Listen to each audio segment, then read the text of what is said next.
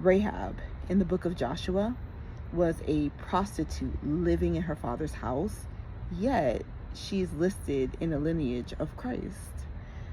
If you have ever felt like your history disqualified you from God's plan, please feel encouraged today.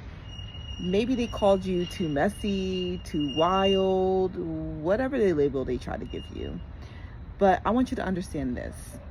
The same past that they use to shame you with is the mantle or anointing God will use to appoint you.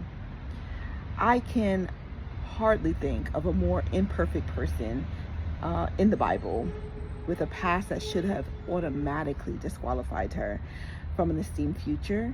But I have this understanding that it's not the person that breaks yokes, it's the anointing. And Rahab wasn't perfect. She was aligned though. And she didn't just believe in God, Yahweh, the God of Israel. She actually believed him. This is why she was able to change the trajectory of her life and the life of her whole entire family, from destruction and ruin to kingdom royalty, spiritually and literally. And all because she covered what was holy. The mantle of Rahab is proof. Your past doesn't cancel your promise. It prepares you to confront cultural dysfunction and protect kingdom order.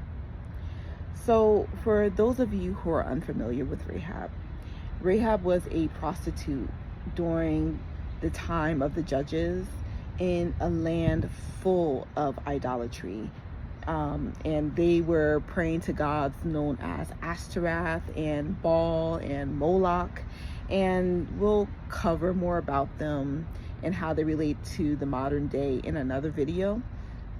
But Rahab, in an act of faith, used her character. She lied, but she did it to protect God's people. And in turn, she and her household were granted immunity from the impending judgment that was to befall her nation of Jericho.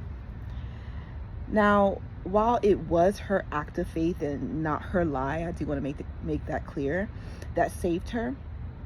Today, we are not just looking at her as a biblical figure. We are looking at her as a prophetic mantle that God is raising up in our generation. Because some of you think that your story makes you less usable.